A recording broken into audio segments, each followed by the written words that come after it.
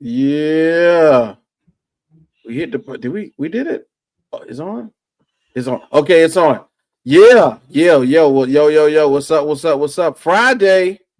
We made it, y'all. We made it another week in the books for 2025. It's crazy, man. 25 is happening. What's up? And like somehow, some way, I don't understand how the wheels are turning. Like the calendar's about to flip already. We about to be in February. The first month is down. We got so much going on, but so much to be thankful for. Once again, man, thank everybody for tuning in. You know what I'm saying? If you're already in the group or if you're already on YouTube, man, go ahead and get a share in. It's your boy Cade, which mom's #1 draft pick. We got AP, Allen Parallels, and Audible Bobby G, man. We about to go ahead and jump it off. Now, fellas, you know how we do. We always got something for a little cold open, man, just to warm it up a little bit. So this time we got, what's the nickname of one of your favorite destinations? I got a reason for this now. I got a reason. So, you know, I know, you know, Bobby, you obviously have on Cleveland attire just about every episode of the show. What do they call Cleveland? Believe land, the land you see right here. Yeah, see, there we go. That's what I was waiting on. 216. Right. You know, the mistake on the lake. The mistake on, you know, yeah. to everybody else, like I really thought for like the longest, because I'm gonna tell you a quick story. Y'all remember them AMG magazines that you can get like 10 CDs for like $19? Y'all remember that? Mm. Yeah, see, I had bought like 3 of the Bone Thugs albums, and I thought that East 99 was just the name of Cleveland for the longest. Like that's what they called it. But no, it's really a highway. Is that what's going on? No, it's East 99 to St. Clair. It's a street. It's a street. Okay. Yeah, it's a street in East Cleveland. East Cleveland. Yeah, I was like, I'm going to East 99. Hey, got me a flannel shirt. You know what I'm saying? I wasn't cripping, but you know what I'm saying? I had me a flannel shirt and everything. I was like, yeah, I thought that was what it was going to be. Allen, man, you out there in the Midwest. You know what I'm saying? In the middle of nowhere, basically. Plains. You know what I'm saying? What they call? They got a name for out there, bro? Out on the Great Plains of Oklahoma. Yeah. Okay. Of course, our college football stadium's called the Palace on the Prairie. There you go. Which is a really good one. Great name. Grew up in the Panhandle of Oklahoma. That's called no man's land because there's not a damn thing out there. It's literally dead grass and hope. Is all it is. Is 3 roads, one town that's big enough for like, you know, it's a good sized town, and then you got like a couple smaller towns out there, but then other than that, it's just a bunch of dead grass and hope. Other than that, it's a bunch of dead grass and hope. I'm, you know, like I was sitting there when I was coming up with this. I was thinking like some of the famous or more notable names of places, like, you know, DC. You know what I'm saying? DC is of course still DC. You know what I'm saying? For my older family members, you know, that watch the show, you know, that's the Chocolate City, right? Chocolate City. Mm-hmm. Charlotte, right? Charlotte, North Carolina is the Queen City, right? You know, too. I think Cincinnati is also called Queen City. Cincinnati is also called the Queen City. That's correct. Another one that I often, you know, kind of fumble with, because where we from in South Carolina, they call Orangeburg, where we from, the Garden City. But Newark, New Jersey is also the Garden City too. So that's kind of, you know, is it the Garden State or the Garden City? I think Jersey's just the Garden State. Garden State, got you. Yeah, so there you go. You got a little bit of a flip with that one. And then of course, you know, we got Miami, the 305, MIAO. You know what I'm saying? All kinds of stuff. The U. You know, the U, you know what I'm saying? Jay was supposed to be here so he could say, you know, Atlanta's the A or A town. You know what I'm saying? And the crazy thing is, when you go to these places, like, do they call, you know what I'm saying? When you talk to a local, you in there having a conversation with your people, like, yeah, man, I'm in the Queen City today, baby. You know, I'm here. You know what's happening. Let's do it. You know what I'm saying? But like, is that like, if I roll up to Cleveland right now and I hit you up, be like, yeah, boy, I'm in the land. Is that wrong? Is that incorrect? Is that possible? No, that's correct in that type of conversation. Okay. Like, you know what I'm saying? You wouldn't just like wake up on a daily basis like, yo, I'm in the land. But you know, just in case hey, you know, you hit hey man, I just touched down in the land, what's happening? You know, Right. then you get it going like that. And see, yeah, we 5 minutes in. So I'm gonna tie this up, right? So of course, I live currently in Jacksonville, Florida. Yes, I know you've heard this is where this is going. Yes, this is where this is going. So we just hired, or the organization, the Jacksonville Jaguars, just hired its new head coach, two-time offensive coordinator for the Tampa Bay Buccaneers. I think one time for San Francisco as well. Liam Cohen, and Liam Cohen gets up there. And now this is the thing. The reason why I asked this is because specifically in Jacksonville, the county is called Duval. And it's literally said just like that. I'm talking about they got the moniker on the wall. When you go to the stadium, they play. How many U's is that? How many U's is that? U's. It's like 8 U's. But the thing is, Liam Cohen went up there on the microphone in his press conference, and he got the vowel sounds wrong. He elongated the and not the U's. He was like Duval, and he had the head movement with it. You know what I'm saying? Like, that is zesty. No, you know what I'm saying? It was really tragic, and somehow, some way, like it just came out really awkward. So it was like Duval. You know what I'm saying? So big shouts out to Liam Cohen. I did see another interview with him recently on Instagram, and he got it right. And this time he said the only way people will forget this is if Fred Taylor goes in the Hall of Fame this year. Oh, yeah, of course. But then we're gonna get in the stadium, we're gonna say Duval. Might as well hit the button after that, right? Let's go hit the intro. Let's go.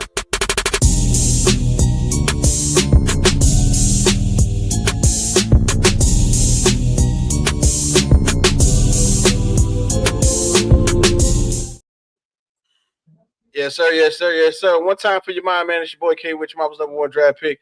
And it's Audible Bobby G. What's happening, man? Representing the land. And we got AP Allen Peerless in the month. Oh, excuse me. I'm trying to in the building. What time for AP Allen, man? Allen, man, did y'all do in the mat tonight? On the mat? No. That is tomorrow night. We're gonna be going live after the Royal Rumble tomorrow night. So oh my God, live after the I did, however, make a special guest appearance on Audible podcast tonight. So I was just about to ask that question, man. Bobby G, man, you had a guest. Well, you got a permanent guest from on Thursday. Then you had Allen tonight, man. How was the shows these last 2 days? Oh yeah, it's awesome. You know, tonight we I guess you could say we kicked off for a Rumble weekend with a little wrestling chat. So you know who's ready to speak on that? Then Mar, he's a huge WWE fan. Allen is another huge WWE fan. You know, I'm just getting back into the fold. So you know, had those guys schooling me. That's what's up, man. One time for your mind for the Audible podcast, and one time for on demand. Make sure you tune in for those on your random networks, of course, because we got Audible Bobby G in the building, and we got AP Allen Peerless from Let's Talk Sports. Right now, we're gonna get into some basketball, dog. So it's been going down recently, bro. We're getting closer and closer to All-Star Weekend. So it's been one of those All-Star years where apparently we're going to be implementing some new what wrinkles? You want to some new? I don't know what to call it. They're doing new stuff right now. They're doing new stuff for All-Star Weekend. We're going to out there to Oakland. Shout out to Oakland. You know what I'm saying? You know, what's Oakland? Oakland got a nickname? The city by the bay. Yeah. The whole thing is the bay. You know, gas. I'm pretty sure they moved to San Francisco, though. Yeah. They moved the stadium, of course, is in San Francisco, but you know, forever it will be associated with E40 and the Bay and Theater. Well, I mean, that whole hyphy movement. But hey, I was gonna say, do they even have a sports team anymore? Because now the A's are gone. So yeah, man, it's tough. It's tough out there in Oakland. No Raiders, no A's, no. all their attention is going to the Giants and the Warriors. There you go. So they got a little something out there, man. They got a little something. Anyway, so let's go ahead and jump right into it. We ain't gonna warm it up. We gonna go coming up next. So the All-Star reserves have been unveiled, and I don't know. I don't know how to feel necessarily about this. You know, it's not. I'm not knocking it now. I'm not knocking it at all. But there have been some players who were left off who are having great seasons. There are some players who are included who maybe you don't think they should be included. I don't know. It depends on how you look at it. So let's go ahead and pull that up and see what we could do. I believe in my mind they got some of these right, but then of course they might have got a couple of these wrong, man. I mean, it just like I said, it just depends on how you look at it. So when it comes to the reserves in the Eastern Conference, looks like we got Jaylen Brown, we got Pascal Siakam, we got your boy, you know what I'm talking about? There's Garland, okay. Mm-hmm. We also got it looks like Tyler Hero, Damian Lillard, Evan Mobley, and Cade Cunningham. Like, that's what's up. This is actually, you know, in years past, this definitely would have been a tough lineup for Eastern reserves, but they're doing some different things right now as far as who can be starters and who will be reserves. And then in the East, we got a little bit of a mix-up right here. I kind of like the Eastern reserves a little bit this year. So the Western reserves a little bit this year. So in the West, let's check that out. We got hold up. Ooh, there we go. So in the West, we got Wemby, Anthony Davis, Alperen Şengün, J-Dub, J Will, that's Allen's boy. We got 3G, that's 3J, Jared Jackson Jr. We got Ant-Man and Edwards, and then the Beard, James Harden. Man, so we don't necessarily, we're not gonna go into the snubs. I got a little segment for that where everybody can kind of go into who they think is missing or whatever. But right now, when we look at who is on the bill right now for the reserves, we started last week, or we ended last season with the starters. Are we missing anybody really, or this makes sense this year? Like, is it really happening? I mean, in the West, it kind of makes sense. I think the one thing I would probably change is that I would have Wemby as a starter because I think he's done enough to deserve that. I mean, you could pick anybody out of that starting list and probably switch them with Wemby, and I wouldn't be upset with that. Other than, obviously the smaller guys, you're definitely going to put Wemby at the backcourt for sure. But I think he's done enough to warrant being a starter in that role. Plus, I think if the NBA wanted to market him better, they would have made him a starter. Because you want to start building on these young stars, on your Shai Gilgeous-Alexanders, on your Cade Cunninghams, on your Victor Wembanyama's. I get it. You still have LeBron still there. You still have Steph there. I get that.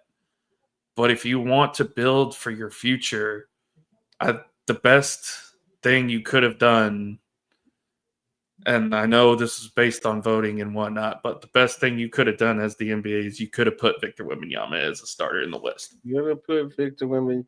I mean, I hear you, Alan, and I'm not gonna go into why I possibly disagree with you right now. But to some degree, Wemby has gotten some love recently. I don't know if you know, but they just came back from France, big dog. They just went across season, played 2 basketball games, representing the Indiana Pacers and the San Antonio Spurs. Went over there, played a heated 2-game series in front of thousands of fans for Victor Wembanyama. So he's getting some love. Bobby, wouldn't you say so? I mean, he is, and I mean, thing you got to keep in mind is it's kind of a rite of passage. Not a lot of players start their first All-Star game. LeBron didn't even start his first All-Star game. But the onus that we can take is that at least it was close. If, after they released the starters, they did release how the votes panned out, and Kevin Durant only beat him by. Kevin Durant was the 5th out of 5 starters selected, and he only beat Wemby by like 2 votes. So, I mean, you can take some onus in that. Like, it wasn't like they just said, "Nah, sit down, young man." It was a real tough decision, but I mean, he's gonna be there. He earned the right to be there, so like I can't be completely mad at it. And with the guys that are there, I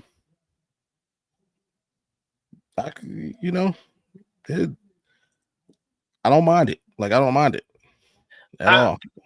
And the thing is, this is for me. I have to see how the new format plays into who's playing, because as you can see, the West reserves is real forward center heavy. You know what I'm saying? Even in this game of positionless basketball, the West reserves are extremely center forward heavy, and the Eastern reserves are all guards, basically, of forward through guards. 3s through 1. So I'm excited to see how they, do the thing where y'all know what it is, man. You get that boggle, that boggle board thing, and you shake it up, you slap it on the ground, and then bow. You turn the little sand timer over, and you say, "All right, pick one."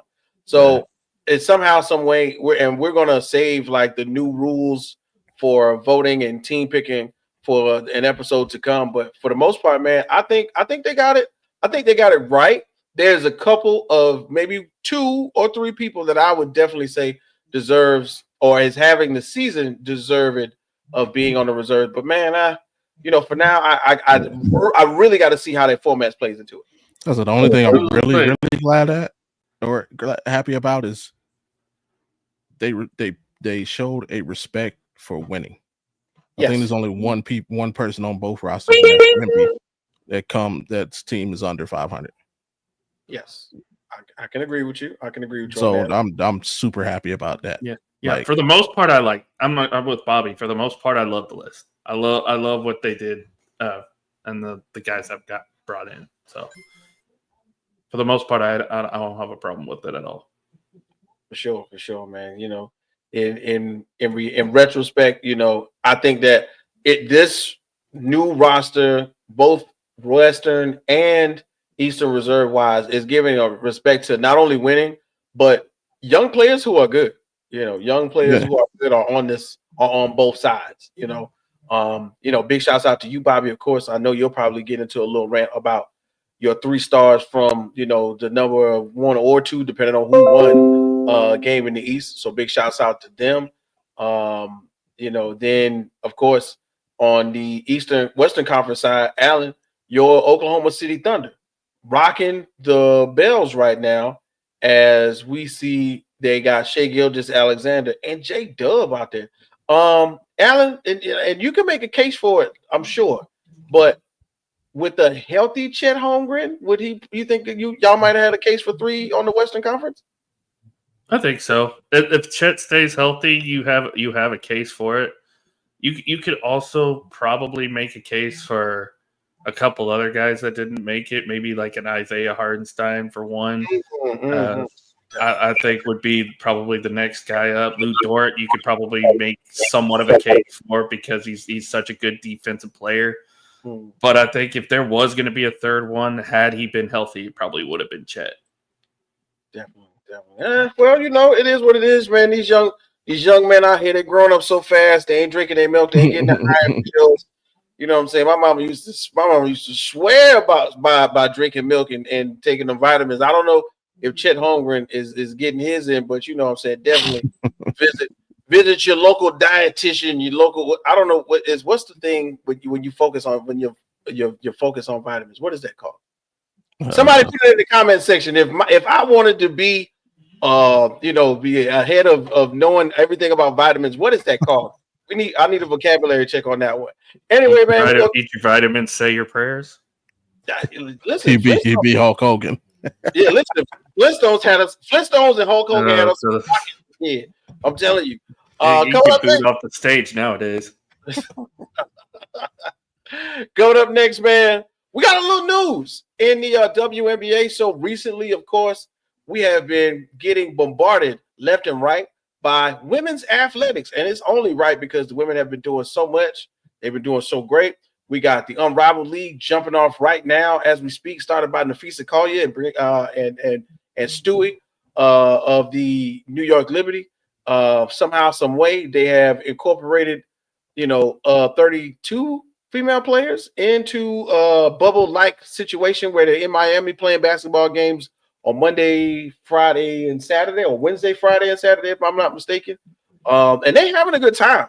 Big shouts out to one of our other correspondents on the Rec Room Sports Show, Miss April. She's always in our group chat, keeping us up to date on who's doing what and moving where. And also Bobby's latest co-host on Audible. So big shouts out to Miss April. I wish I had the button.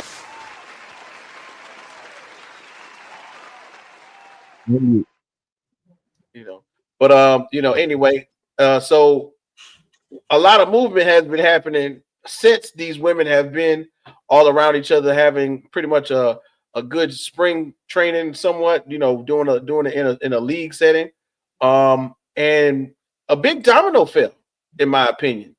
And somehow, some way, we got to say goodbye to Britney Griner in Phoenix. And hello to Britney Griner in the A. That's right, man. Britney Griner is moving from the Phoenix Mercury, and she's taking her talents and her championship acumen to the Atlanta Dream. So goodbye, Mercury. Hello, Dream. What it means for the WNBA, like there have been some other moves too, and we'll get to those. But for sure, fellas, when you think about Britney Griner, one of the original stars from the WNBA, taking her talents to the Atlanta Dream, it means a lot on the and off the court. So which one are you guys focusing on? Yeah, go ahead, Al. I mean, it's a shift in power, right? I mean, I haven't heard much from Britney Griner. I've seen a little bit. She's still pretty good. She's got the size advantage for sure. Mm-hmm.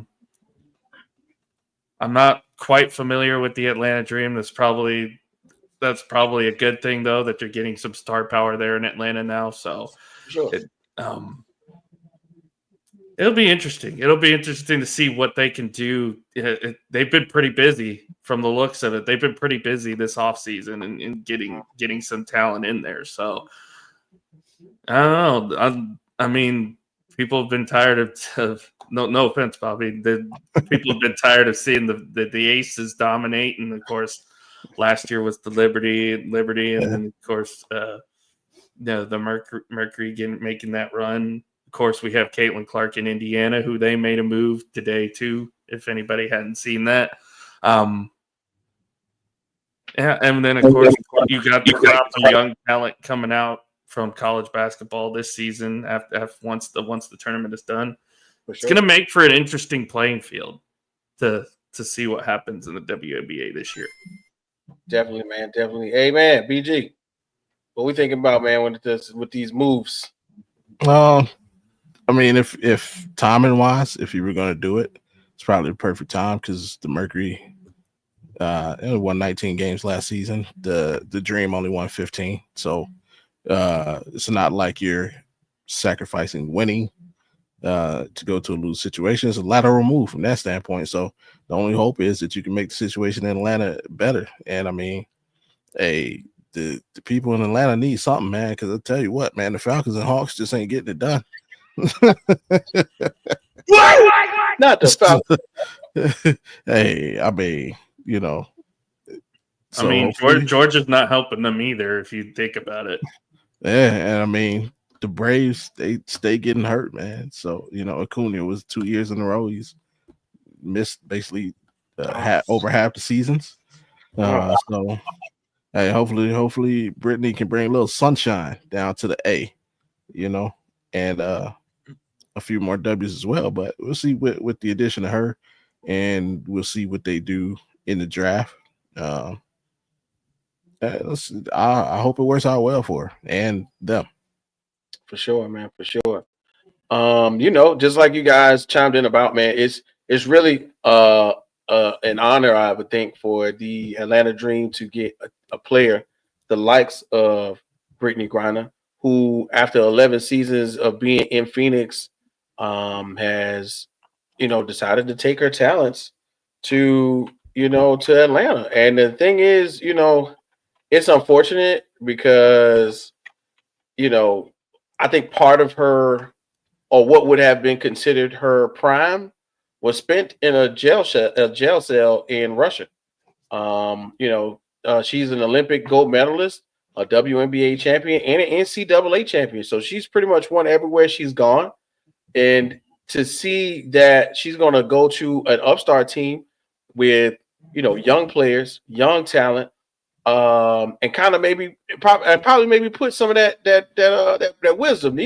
Some of these old school players in the NBA, kind of push the needle forward. When you get Chris Paul in the NBA, you think about going to the playoffs. Maybe when you get Brittany Griner in Atlanta, you can shake some things up as well. I really think that this is a move in the aspect of leadership, just like we've seen other WNBA players go to lesser known or smaller market teams and have big impact. A la Candace Parker going from LA to Chicago. You know what I mean? I think this is right up that alley. Will it have the same type of impact where Candace Parker won a championship in Chicago? Maybe not. But I think I think the dream of a force to be reckoned with. Now, outside of that, you gotta everybody just open your mind for a minute while I'm talking. Let's not be judgmental. You know, in real life, in real life, we all know Brittany Griner represents the LGBTQ community. And if you don't know, or been living under a rock, the Atlanta community is basically full of LGBTQ uh, allegiances, allies, and people who represent that community. So I think that her and her wife moving to Atlanta, bringing their philanthropic movement from maybe the lesser known community of Phoenix to Atlanta, where she'll be celebrated and it'll be a pride parade, and she get on a float or something. You know what I'm saying? Like I can't imagine like Big Poppy going to the Dominican Republic to play baseball. You know what I'm saying? In his prime. Like that would probably be crazy because in the Dominican Republic, he's Dominican. They would probably go nuts. Mofongo for everybody. So I can only imagine that Brittany Griner will probably bring that same type of energy to being live and in full effect in Atlanta. You know what I'm saying? Going down Peachtree, you know what I'm saying? Hitting up Hawks games, going to Falcons games, and being in the community. You know what I'm saying? So I'm looking forward to that as well. So big shouts out to Brittany Griner. Some other notable moves. Of course, we mentioned it on Tuesday. We got Bobby's friend.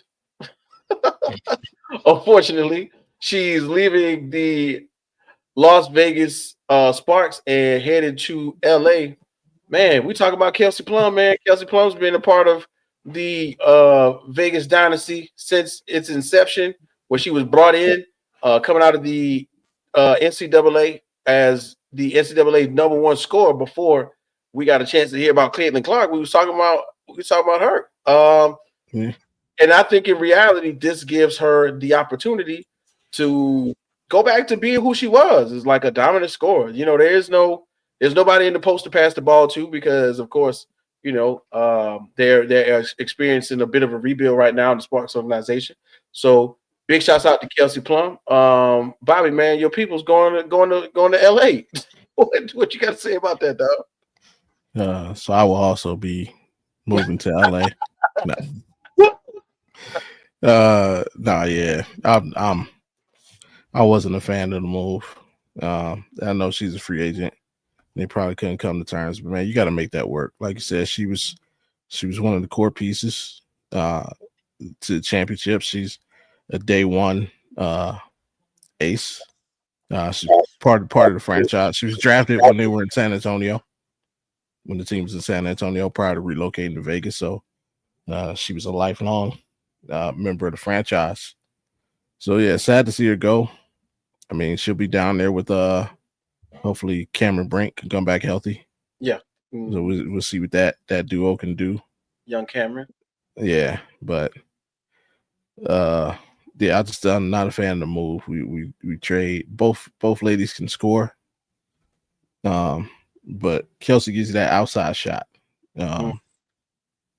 When you have a player that dominates the inside like Asia, you know, you want to surround it with shoot. You need outside shooting, and to give that up, I mean, we'll see how it plays out. But as of right now, definitely not a fan of the move. But you know, hey, I'll support my aces. Let's go. That's what's up. That's what's up. Also, in that same notable move we just was talking about, we got Jewel Lloyd, who will be replacing Kelsey Plum in that Las Vegas Aces lineup. I think that's a good one. Alyssa Thomas will be leaving her wife. Oh my God. Alyssa Thomas is going to move to the Phoenix Mercury. But of course, DeWanna Bonner will still be playing for the Connecticut Sun. Or as for now, that'll still be having it. So we'll hopefully, you know, big shouts out to them as they are, you know, a couple, and I support them in their moves. And then also, man, Nneka Ogwumike decided to re-sign with the Seattle Storm. If y'all don't remember, Seattle was balling last year before they got to the playoffs and ran into a little bit of a hiccup. So I can't wait to see that. And then Brianna Jones, big deal right there, leaving her career behind with the Connecticut Sun. She is also joining Britney Griner in the A. So big shouts out to A-Town right there. You know what I'm saying? Outkast, Goody Mob, Dungeon Family, all of you know. It don't got nothing to do with the WNBA, but I felt like I had to say that real quick. Anyway, Dungeon Family. Right, you know what I'm saying? The whole Dungeon family, dog. Anyway, man, coming up next, we're going to keep it moving. Let's get on to the NBA, man. That's what we're going to lay our head at for the rest of the show. I think this is one of the most interesting stories going on right now for the NBA. It's crazy because I think earlier this season, Bobby, you can correct me if I'm wrong, but we were talking about players and teams that will probably make some noise in either conference. And I'm sure that this one came up for sure because we were thinking, heck, they had a possibility of being upstart and winning the in-season tournament. Remember that? Mm-hmm. Yeah. I'm sure you do, man. Because we're talking about the Rockets, man. The Houston Rockets right now looking real crazy, looking real crispy right now. 32-15, 0.681 win percentage. Right now, they are 5.5 games behind Allen's Oklahoma City Thunder. They got a clean home record of 15-7 and away record of 17-7. And right now, they are 9-2 in the division. They just took a loss, I believe, last night to the Memphis Grizzlies. It's crazy. So we're gonna get into that. We're gonna get into that series as well. So as we talk about the success of the number 2 Houston Rockets, we're gonna take off, man. What can you attribute the Rockets' recent success to, or did we see this coming? You know, Alan, we'll start it off with you because this is right up your alley with them being right behind your Oklahoma City Thunder. First and foremost, I got to give props to the management staff, the general manager, and what have you for taking a bad situation that was the James Harden contract and everything that came with it. And while it took a few years to get through, you know, they were definitely one of the worst teams there for a few years. They're starting to get the right players in Houston. They're starting to rebuild that foundation. They're starting to rebuild that core. Remember, this was the second worst team in the West last year. And it's like in 1 year, they've finally got it all clicking. And it starts at the top. It starts with management. It starts with the coaching. They got the right coach in there now. And at the end of the day, you had to go get some guys to help build that team around. You had, you know, Jalen Green's been a solid piece for them. Great pick for their young stud. Fred VanVleet has been a great veteran presence for them. Yeah, Amin Thomas has been good. You can go up and down the line and say, this guy was the reason why, this guy's the reason why. But really, it's the organization as a whole turning that negative of what was James Harden's contract, and then a few years later making the most out of it, and now they're the second best team in the West. Yep. And like that, everything Alan said was absolutely right.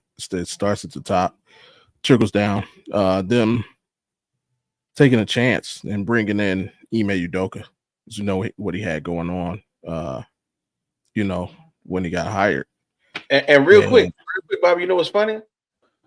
We really didn't hear too much after that, right? It was if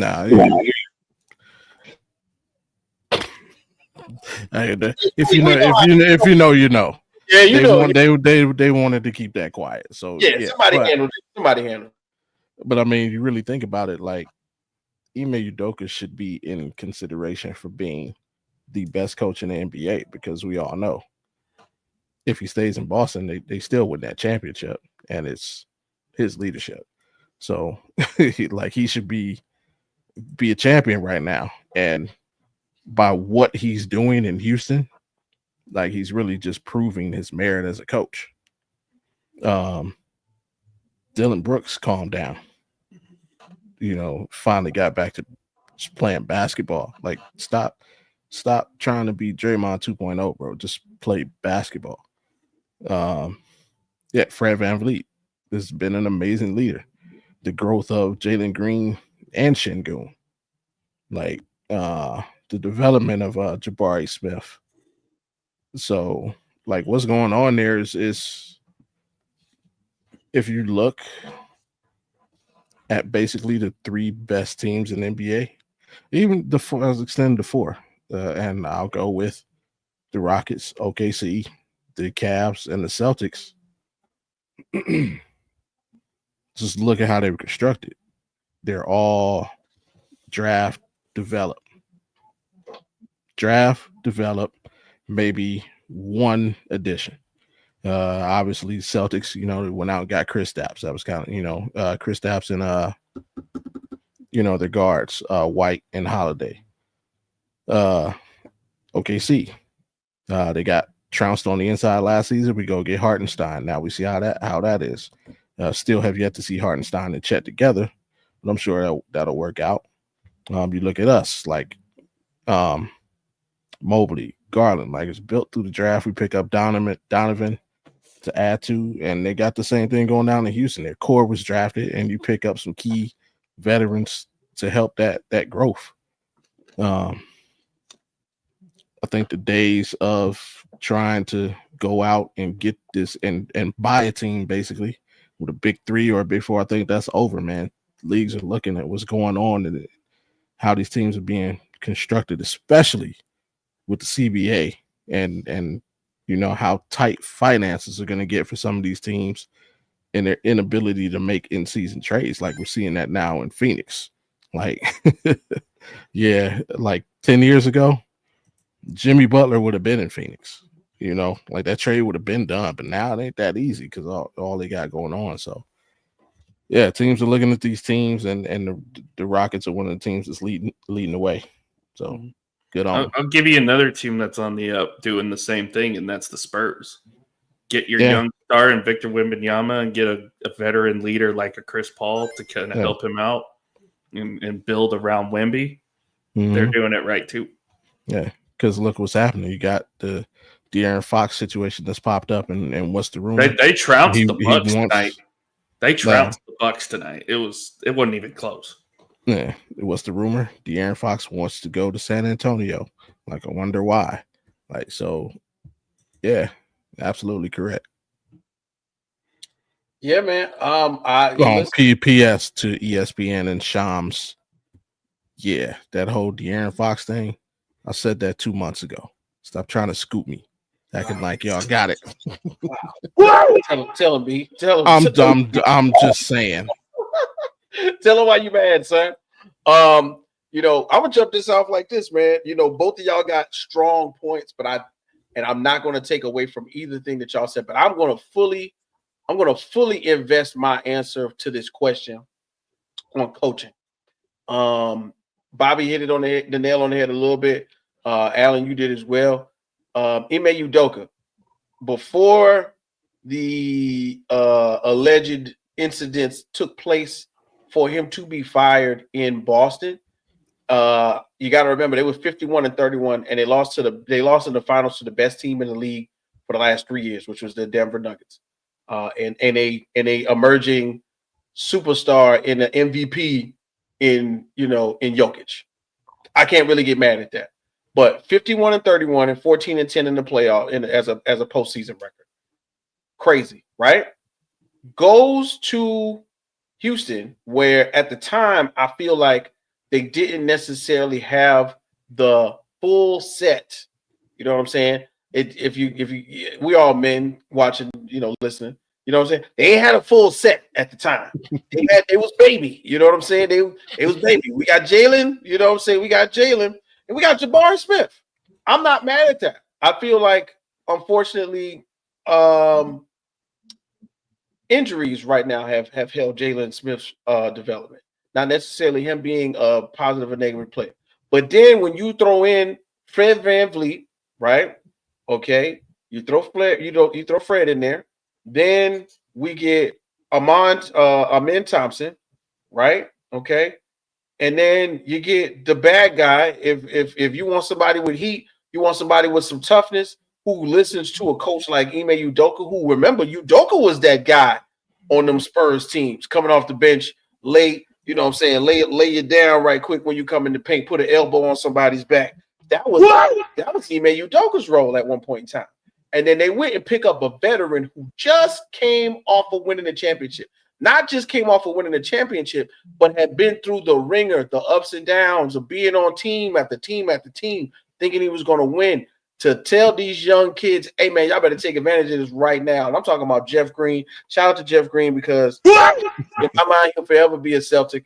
You know what I'm saying? Jeff Green, it was in maybe 3 situations where if it had all gone right, he could have won a ring. And back when he was went from Oklahoma City from Seattle to Oklahoma City, that team could have won a ring. Went to Boston, had heart problems. That team could have won a ring. And then gets to, after I think going maybe one other stop, gets to Denver. With Cleveland. Yeah, went to Cleveland. That team did win a ring that year. He was on it. And then went to ends up in Denver after a while and played and had so much of a lesser role.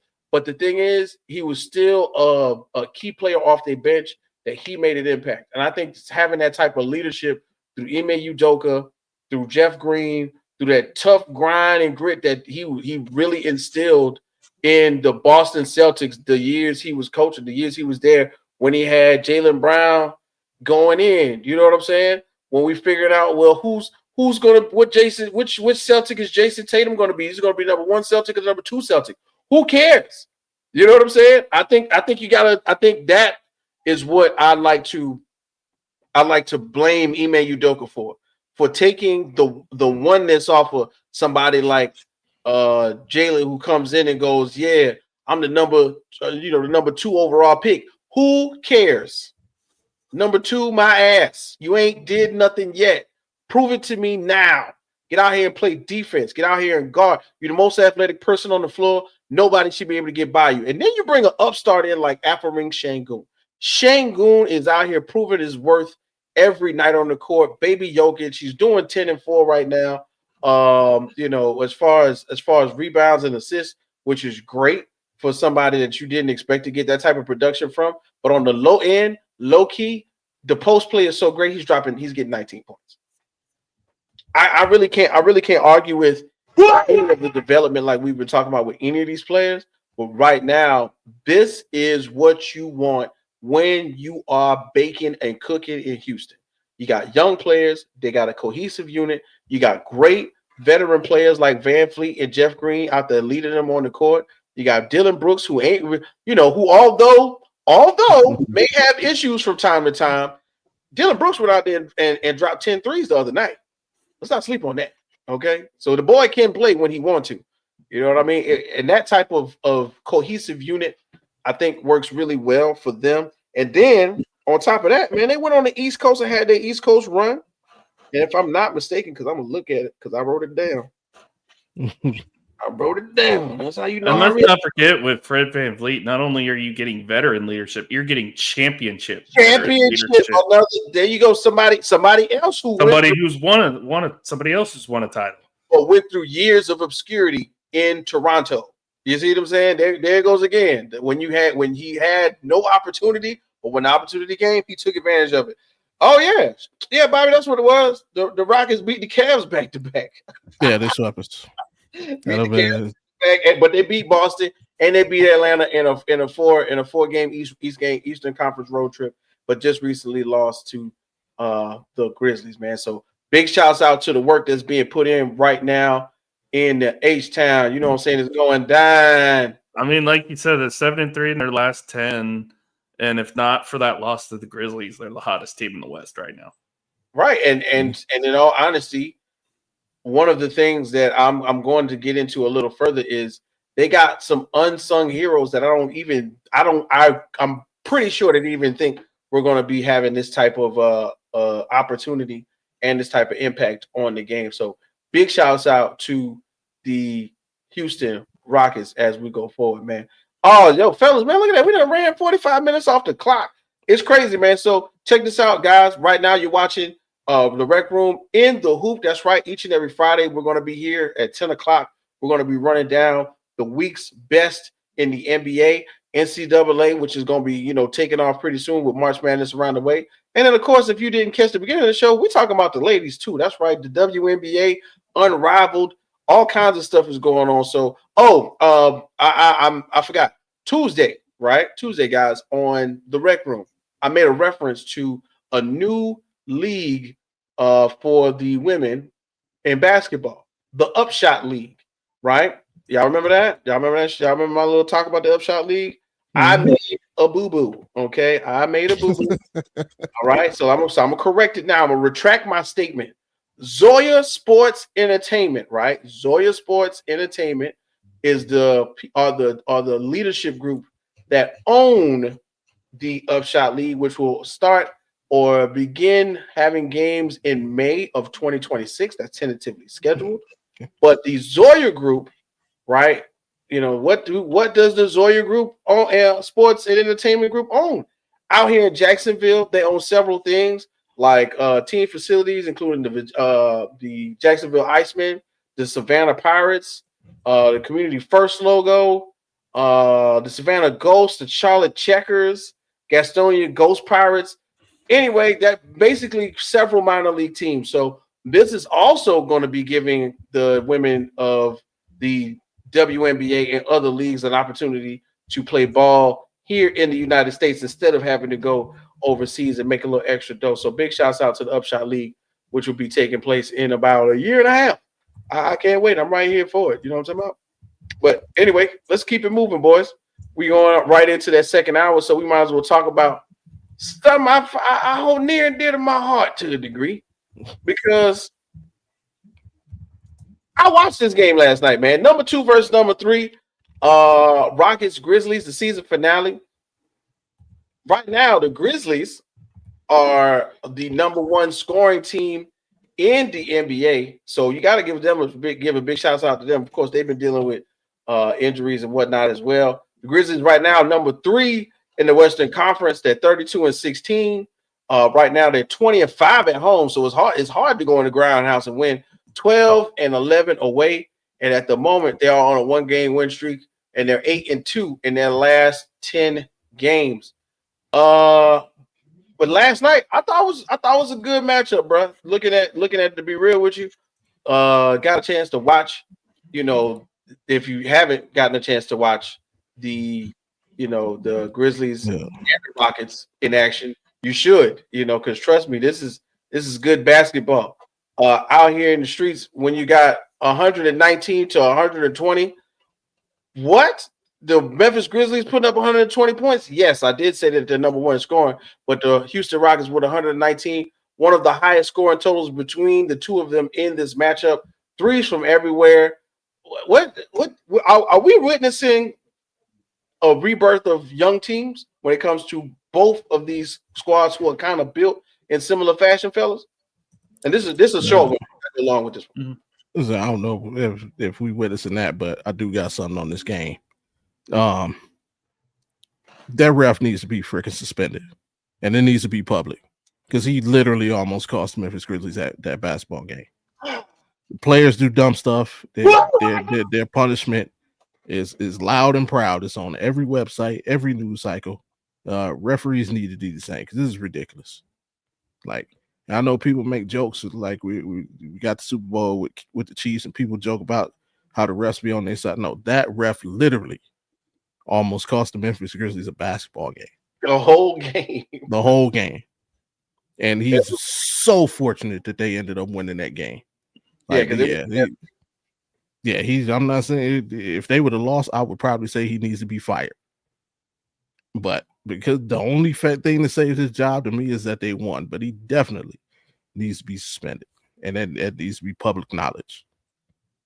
Man, crazy, man. AP, you oftentimes talk about Memphis and their standings up against your Oklahoma City Thunder. Are you feeling the vibes? You feeling that young upstart team coming in right now? Because that's number 3 now. I think number 3 or above 5 is pretty good. What do you think? I mean, again, look at the top 3 teams in the West. All young teams built around the same kind of concept. I mean, that's what Memphis has done for years. You know, you bring Jai in, you build around him. You know, Triple J has been great for them. They're starting to kind of build around those two now. I mean, Junior's an all-star this year, all-star reserve. You know, maybe you could make a case for Ja had he been healthy all year. You know, and we're starting to kind of see that. I know the Lakers are still hanging in there. I know Jokic is still Jokic, and the Nuggets are still hanging in there. But the younger teams are starting to take over. I feel like if you I feel like if you get one more young stud in San Antonio, the Spurs are right up there too. So at the very least on the Western Conference, I don't know how you feel on the East side, Bobby, but at the very least on the Western Conference, it's starting to look like some of the younger teams are starting to take over from some of the older teams in the Western side of the conference.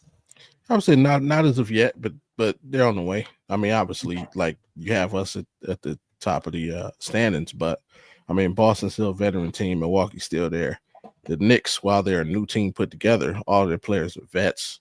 The only other young teams you had, the Pistons, seem like they got it together. Again, we're still waiting on the Hawks. But, I mean, you can see a couple of teams are coming, but right now Detroit did beat Dallas tonight, which was pretty good win for them. Cade dropped 40.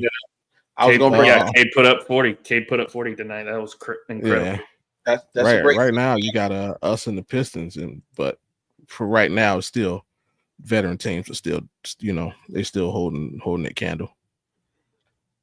Hey man, and listen, I completely agree with you. Alan hit a good point I was going to bring up.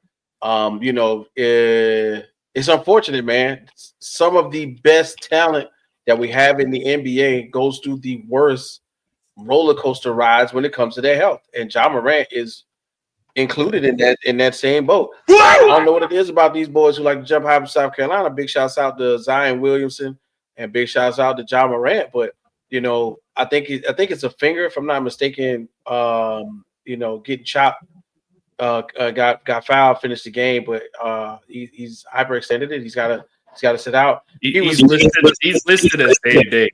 Yeah, he's listed as day to day. Yesterday he was on the sidelines in the shiesty mask and the security sweater. Security.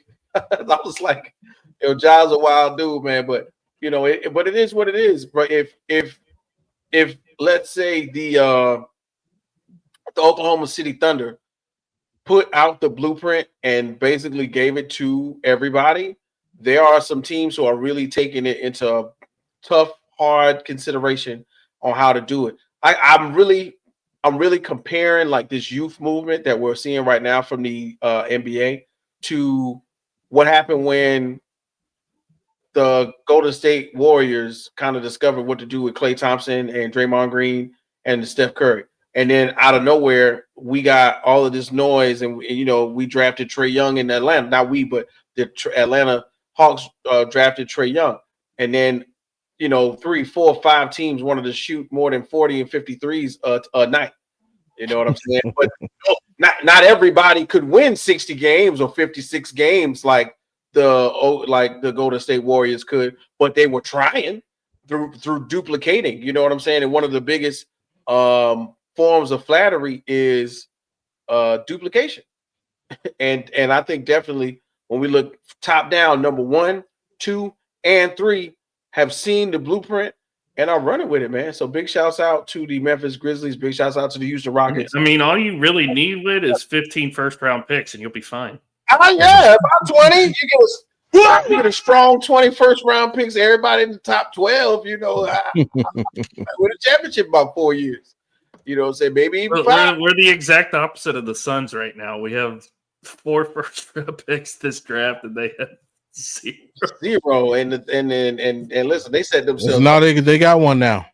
They got one now, but they got uno. Yeah. As far as the next 6-7 years, we're like the exact opposite of the Suns. I got like 15 in the next 3 years. This was the crazy part. Anyway, you know what? We got to keep it moving. So coming up next, it's really going down, man. One of the teams that we're talking about following a similar blueprint, but having a bit of a rougher struggle, but showing some of that toughness, some of that grit, some of that reality check syndrome that happens when you get a lot of these YNs around each other and they go, man, I'm sick of this. Tired of these old heads. Get out here showing what we really do. Show what we do in the D. Pause. You know what I'm saying? So the bad boys are back.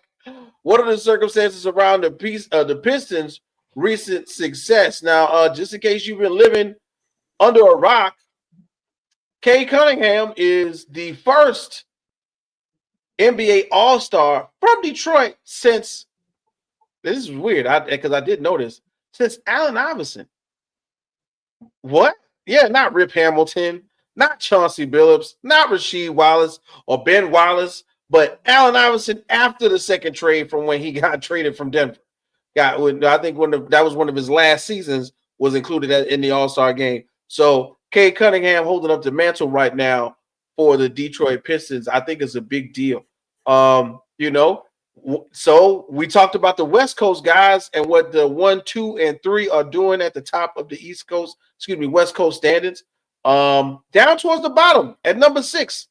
You know what I'm saying? We got Detroit 24-24, 500 right now, 11-11 at home, 13-13 on the road. Right now on the 1-game win streak, and they won 5 out of their last 10 games. Could we also say that this is happening for the Detroit Pistons, fellas, or is this like an aberration? What do we think?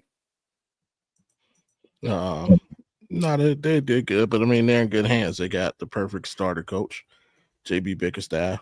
That's what he does. He takes young teams and he gets them to a certain level, and then he'll get fired in like 3 seasons. For the coach who could take them to the next level, which they'll be well on their way. All they got to do is just get rid of Isaiah Stewart. Oh man, now, come on now, it's Detroit. Get it. Ain't nobody have time for that dude, man. Like, what are you doing? Like, what are you doing? Literally, you just chucking people in the neck for no reason. Like, bro, if people accepted that behavior from Draymond, because at least Draymond was almost averaging a triple-double and contributing to championship basketball. Isaiah, you average 5 points a game, bro. What are you doing? And cut that out, man. Chasing LeBron James around the arena like anybody's gonna let you get anywhere near LeBron James. Like, cut it out. You just stupid. You're acting stupid. You touch LeBron nowadays, you get a flagrant. I'm saying, I mean, let's look at, like, we just talked about the Houston Rockets and all shout outs to them, but guess what? Who's right there with them in the standings? The Memphis Grizzlies. And all they had to do was get rid of Dylan Brooks. So, Yeah, let's go ahead and give Isaiah his walking papers, and then you'll really improve, man. It only takes one bad apple to spoil a bunch, and it's really taken away. Like, do you honestly think, okay, put your marketing caps on, guys? Do you really want to put the Pistons on TV knowing they got this ticking time bomb to go off any minute? I mean, we're trying to get advertisers, we're trying to get sponsors. Like, no. So yeah, let's get him up out of there. And I mean, he is making Cade look good because every time he blows up, the first person right there trying to calm him down is Cade Cunningham. But I bet you he getting tired of it, bro. Like, bro, just chill, play ball. Like, what are you doing here? so yeah, his antics are overshadowing what's going on there. Like, and I'm so glad that Cade made the All-Star game because now we get to talk about the Pistons in a good light without having to worry about Isaiah Stewart blowing up. But knowing his idiot self, he'll probably do something stupid over All-Star break that'll make the news, while he's on vacation. So not while he's on vacation, bro. While he's on vacation. Let him live a little bit, man. Let him live a little bit. Alan, man, you observed from the other side of the world, technically in the Western Conference, as you look at how the Detroit Pistons are constructed. Are they following the same blueprint, or which is leading to their success, or are they missing a little something? I mean, Bobby's right. They got a couple bad eggs that probably just need to go away. But other than that, we're starting to see a little bit of the fruits of the labor that Detroit has with building this team. I mean, the last couple of years, what has been the joke about Detroit? They have so many first-round picks and nothing to show for it, right? There was no continuity between any of them. Well, now you got a coach that can kind of bring them all together. We're starting to see just how good Cade Cunningham can be under the right system. I mean, we talked about it earlier. He dropped 40 tonight. That's the type of performance we've been waiting to see from Cade Cunningham for years now. And he's finally starting to live up to that moniker. And he's an all-star. So now you got to take this success and you've got to continue to build on it. You got to continue to ride it in the right direction. Again, you might have to crack some eggshells along the way. Get rid of some folks, but at the very least, at the end of the day, it's unfortunate that Jaden Ivey got hurt because he looked like he was about to start getting rolling. Mm-hmm. And I'm hoping that while he's out and while he's watching what's going on, I hope he can accept his role when he comes back and does not try to compete with Cade. Don't make it a battle, man. Be happy being the number 2. In the same way that Jamal Murray, when he got hurt, came back and took his spot as number 2 to Joker. Because remember, before he tore his ACL, him and Joker were like 1-1. Remember, Jamal was dropping 50 in the playoffs, and then he tore his ACL. Joker kind of became the man, and he came back and accepted this role. So I'm hoping Jaden Ivey can do that same thing. Yeah. Okay. So you stole my whole side on that one, Bobby. But it's all my good. bad. You my dog, so I'll let you ride, man. But hey, listen, I agree with both of you on this one, man. To be real, 24 and 24, I think does not really suit this team. They are better than that. When I looked at the roster as constructed, it is very similar to what the cases that we have spoken about already in depth with the Oklahoma City Thunder, with the Houston Rockets, with the Memphis Grizzlies. They got the young upstart top 5 number 1 overall pick Cade Cunningham. And of course, they building around him with other young stars or young players who, are treating the league or their team as they would an AAU roster. They're joining together, they're hanging out, they doing interviews together, they're always joking, they're having a good time, but they're taking that age group and they're sticking core men around it who can acquiesce to that young energy. You know what I'm saying? because when I look at Malik Beasley, when I look at Tobias Harris, when I look at Tim Hardaway Jr., I see players who have been around the league long enough to know that, hey, look, we got something here. But let me show y'all or tell y'all or instruct y'all on how we go about doing it the right way. Because Tobias Harris was in obscurity out here in Philly. You know what I'm saying? And I guarantee you, every year they was like, if only Joel Embiid was healthy, we're going to win. You know what I'm saying? Tim Hardaway Jr. really was out here for the longest in multiple situations where, if Jokic was all the way healthy at the end of not Jokic, but Doncic was healthy all the way at the end of the season, we could win it. We could do it all. Didn't happen for him. You know, Malik Beasley, if they trade me somewhere or I just, raise my shooting percentage just a little bit more, my value will go up. They'll put me somewhere where I can win. Didn't happen for him. And, of course, Malik Beasley had other issues that held him up outside the court as well. I think that those three guys, just like we talked about with Jeff Green and Fred VanVleet and, in Dylan Brooks, in the same situations as the Houston Rockets and as the Memphis Grizzlies, I think that this is where you get young guys who are listening to them go, man, hey, man, let's not waste this opportunity. Let's do something about it. Let's put in the work. Let's put in the time. Let's get together. Who house we going to? Who can we play mad in that? Where can we play mad in that? Who are we playing for the stakes? You know what I'm saying? I think that is what builds a young roster. Because they are, it can't be a bunch of guys that don't get along, that don't work out. We've seen it. But in this case, we got 3, maybe even 4 really good examples in the Western Conference that you can say, look, if y'all want to do something, be like them. Be like them right there. Because it took them about 2.5 to 3 years. But now, Shai Gilgeous-Alexander is an all-star. Jalen Green is balling. Fred VanVleet got a big check. And we could go on and on about what took place in the Western Conference and how the Detroit Pistons could copy it. But Allen hit the nail on the head with that one too. Cade Cunningham drops 40. Bow! Tonight. I will say this bit. This All-Star night. What's up, Al? I will say this. Not for a pop culture reference. If you guys are Marvel fans out there, the Detroit Pistons are, quite frankly, Thanos' favorite team right now because they are 24-24 overall. They are 11-11 at home. They are 13-13 on the road, and they are 5-5 in their last 10. Perfectly balanced, as all things should be. All we need is one snap and get rid of all the losses, and they be on the right end of things right now when it comes to Thanos. So just Isaiah Stewart. So yeah, you know what? All right, so we might as well talk about it. So okay, we all are basketball fans. We know the history of the Detroit Pistons organization.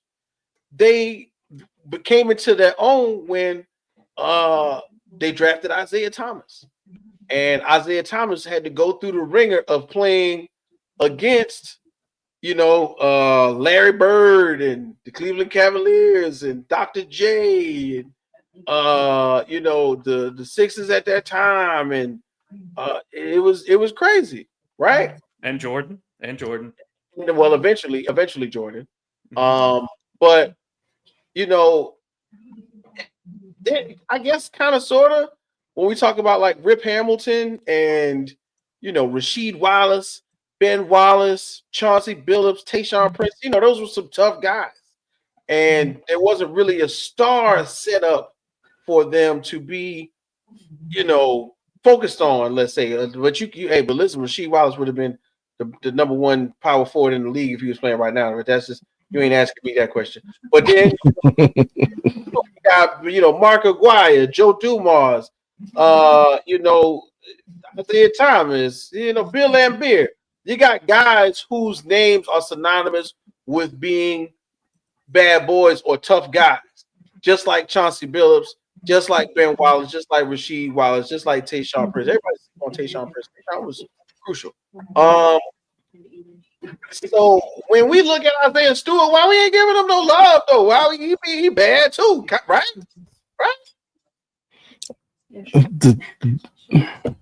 No, he's just stupid. He's just stupid. He's just stupid. Like you're just doing dumb stuff. Like for what happened the other night. What was the point? You chuck a guy in the throat. For why?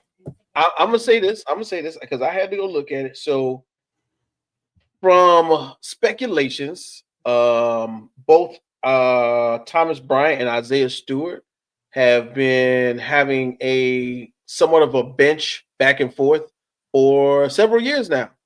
And when Thomas Bryant was put into the starting role in Washington, he had a lot to say to Isaiah Stewart. So this is something that I think has been going on for a while. Then, of course, Thomas Bryant is traded from Phoenix, gets put into a position where he can back up Miles Turner and come and get some real PT. And then, who does he see again in the Eastern Conference? His old nemesis, good old long locks, Isaiah Stewart, who is known for that rah-rah talk. And it looks like they was getting chippy a couple of plays before, but Isaiah said, "You know what, man? You think it's a game? Detroit, what?" it took him out. But again, like, why? Like, did you win the game? No. You just cost your team, man. You cost your team. You know who else is having a back and forth? Your teammate, Cade Cunningham and Jalen Green. See any texts? No. See any almost fights? No. See any flagrant fouls? No. And they've been going at it since they was like 10 years old. Like, it was sad. Like, it was sad because it brought back so many memories. Because when that went down, you know, the first thing I heard was the freaking announcer saying, "Please, fans, remain in your seats." Oh yeah, because you know what it is. I was going right. to take it up too. That's you heard it loud and clear, and it's like, why? And you got this buffoon going around. Oh, I'm gonna run through the back of the no, man. Just when you run through that tunnel, just keep going and go home, bro. Because the Pistons would be so better off without you. Like, so much better. Hey yo, real quick before we go on, I got to give a big shout out to Godiva Eats. Oh yeah, that's what that is. Mistress Madam Godiva Eats. I've seen some things. Shout out to her on the Instagram. Shout out to my guy, Coach Joey Macco Millie. What it do? You got that link if you ever want to jump in for the end of the show, Joey. You can do that. Brianna, what it do though? And then Coach My Motion. One time for them, all in the IG right now on the chat. What it do? We appreciate you. Make sure you lock it in when we got it in on Thursdays.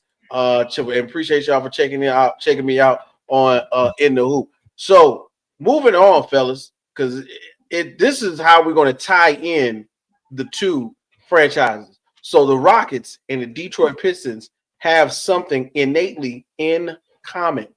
Do you know? Do we know?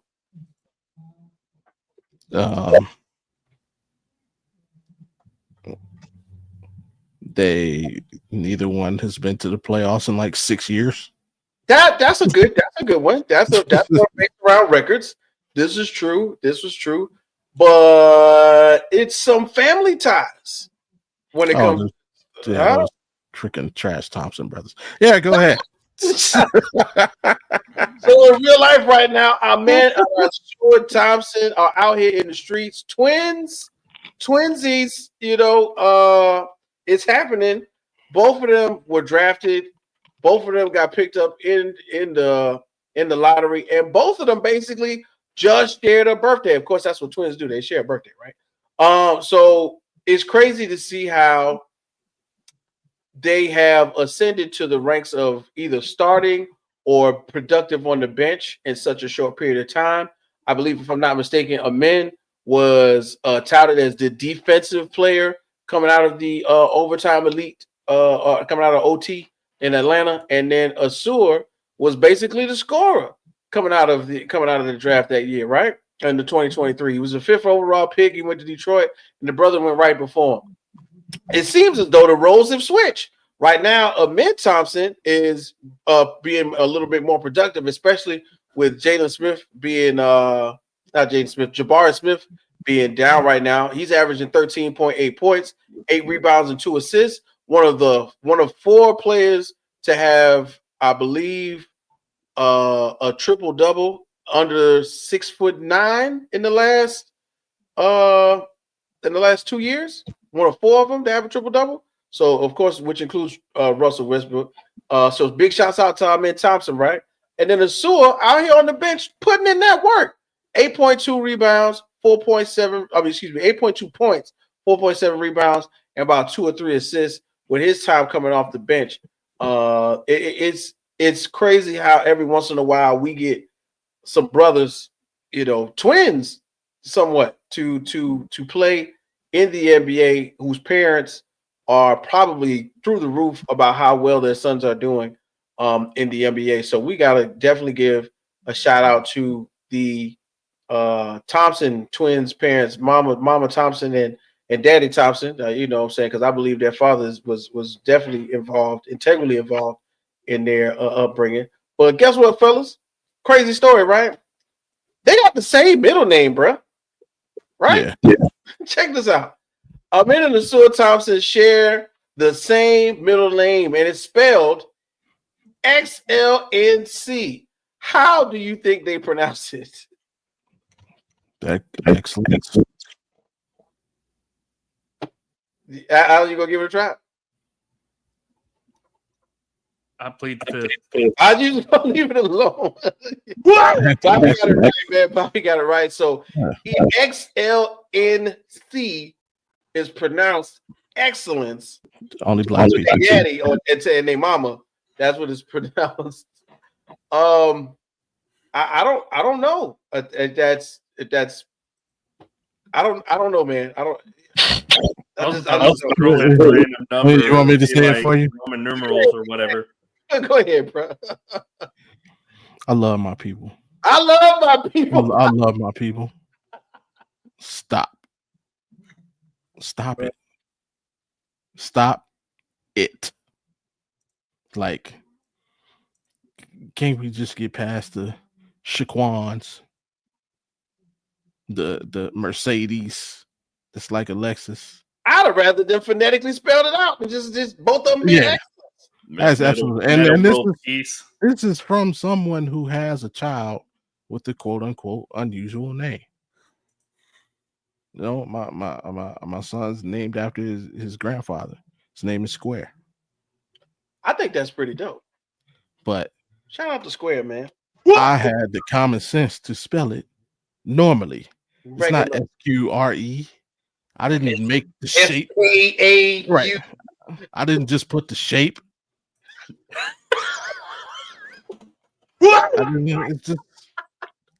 I knew he could have a difficult time as it is, so I made it as normal as possible. Hey man, yo, shut You got these kids going through their whole life with a damn what's the thing called? Funaki? What's it called? I'm sorry, that threw me off guard. You know what is it called? The word puzzle, the word Funaki, something. Not a pseudonym, no. No, no, it's not. It's not a name, but it's like backwards. It's a name for a word puzzle. It's like a Chinese word puzzle, or something like I don't know, man. But stop, man. A proverb? And no, not a proverb. It'll come to me like randomly. But yeah, folks. A tanagram? Huh? A tanagram? No. Now I gotta find a name. Yeah, it just came in my head because I remember that from like middle school. Tanagram. What the hell is it called? Shout out to everybody in the comments. If you can tell me, what a Chinese word puzzle is that also sounds like a made up black name. We could just go keep on. It also sounds like a possible hood rat name. Please put it in the comment section. We love you. Oh man, but Hey, listen, Bobby, you got me with that one. You was like, yo, I didn't just put the shape on the line and let everybody guess that it's somebody would be like rectangle. You know how people do, Bobby. Yo, man, once again, it's parallelogram or whatever. Parallelogram. Once again, y'all, it's Rec Room in the Hoop on Fridays, man. We doing this right here like we always do. 10 p.m. Eastern, 7 Pacific. What time is it out there? 10 o'clock in the Midwest, Bobby? Yeah, about 10:30, yeah. About 10:30. Okay, so yeah, so we right on track right now. Sudoku. Yeah. Yeah, that's God dog. Yeah, stop with the nonsense, black people. Sudoku. Oh man. If you ever did a Sudoku book. Yeah, you got these kids out there with a license plate for their middle name. Wow. You know what I'm saying? Like, now you got me thinking, like, it's really somebody out here with a Sudoku book type joint on. I promise you. But anyway, man, we're gonna keep it rolling. We're getting closer to the end of the show. Make sure you like, share, and subscribe. Tell a friend, man. It's going down on Fridays. We're talking about that NBA. We just now covered a whole bunch of stuff. So of course, we talked about the NBA reserves. We talked about Britney Griner going from Phoenix to Atlanta. We talked about the Rockets taking off, of course, being second in the Western Conference standings. The bad boys are back. The Pistons being sixth in the Eastern Conference standings. The games that the Grizzlies and Rockets have had so far. And then, of course, Isaiah Stewart and Asir Amin Thompson. All of them playing for the Pistons and the Rockets. So we get closer to the end, guys. And this is one of those moments where every once in a while we do a little, we try to keep it a little, we keep it light, but then we bring it to reality. And I love doing this from time to time. So the other day, our guy Audible Bobby G brought us something to our attention, and I wanted him to just elaborate a little bit on it. And I'm gonna kick a story that I didn't get a chance to share all the way with everybody from the other day. So we're gonna humanize our athletes just a little bit. Bobby G, man, it's you, right? Yeah, but it goes. This is something like it started me like if y'all catch us on Tuesdays, Slice of Life I spoke on because something bothered me. It's the interaction between the athlete and some fans. And it's like sometimes athletes forget that they come from the same place we come from. They grew up speaking on things the same way that we do. And I know once you get to a certain height in your profession or a certain space in your life, you start to appreciate things more, and you appreciate the journey that's some place. I mean, like, hey, everybody has an opinion and voice on sports, and we speak on it freely. But understand, yes, I can say that I believe Isaiah Stewart is trash. But Isaiah Stewart a better basketball player than me? Right now in his life, yes. When I was 16, I'd have kicked his ass. But right now in his life, yes, he's better than me. He's trash compared to the other 449 people in the NBA. We understand that. We're comparing you to the level where you are. And at the same time, like with Broad, yeah, we can appreciate that these guys go through a lot. What's that saying? With great power comes great responsibility, which also goes to that same coin. And I'm gonna use the same person as an example, Isaiah Stewart. Like, I can say, remember where you come from, and we want you to be humanized, but like, look at the image that you're putting forward. Like,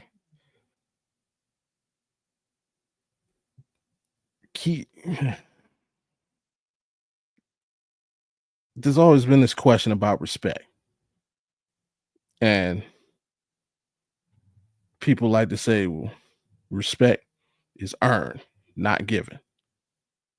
And that frame of thinking never made sense to me. Reason being is because when I first meet somebody, the first person I'm going to show respect to is myself.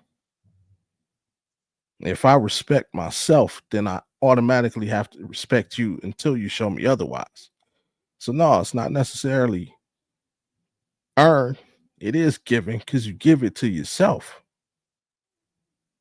So if you give yourselves that respect, then people will see you in a different light. And that we won't have to have this conversation of just like we saying, humanizing athletes, because we'll have the respect for them that they should already have, just as in turn that they will have the respect for the people in those stands. So from all of this in both conversations, and I thank Wick for his pushback on the other day. That's not necessarily pushback, but just a different view of the conversation. Because that's how, without that, I wouldn't have came to that thought. And I mean, that's how solutions are gained. That's how we move forward as a people, man. Open dialogue, open thought. And so, yeah, man, starts at home. So let's respect ourselves. And the more we respect ourselves, the more we can respect each other. Straight like that. Hey, man. Big facts right here. Big facts. Shout out everybody.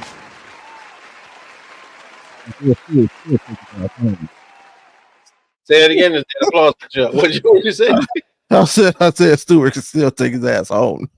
Oh, shout out to Isaiah Stewart. He got to go. Oh man, so one of the things I brought up in this way, to close out the slice of life, was the realism of what's going on, man. Bradley Beal, Jimmy Butler, and the people affected behind the scenes by not making a trade. And this is in the hoop, so it got me to thinking about a similar situation that happened where star players were supposed to be moved from one another, and it just didn't happen. And then everybody was like in an uproar in both situations until somebody was moved.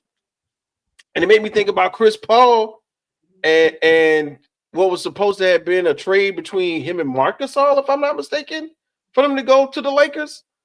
And I can only imagine the feeling of thinking one thing is going to happen and telling your kids, and because the kids that were in the commercial, the State Farm commercial, they was babies back then. They was little kids. Just imagine going, "Oh, Daddy's going to play with Kobe." And the next thing you know, Commissioner Stern goes negative. You're not playing with Kobe. You thought you was going to let that happen? What? No, of course not. We know you never. The game is over. Definitely not going to go play with Kobe. We can't allow that. And in that instance, luckily he still went to LA, just not to the Lakers.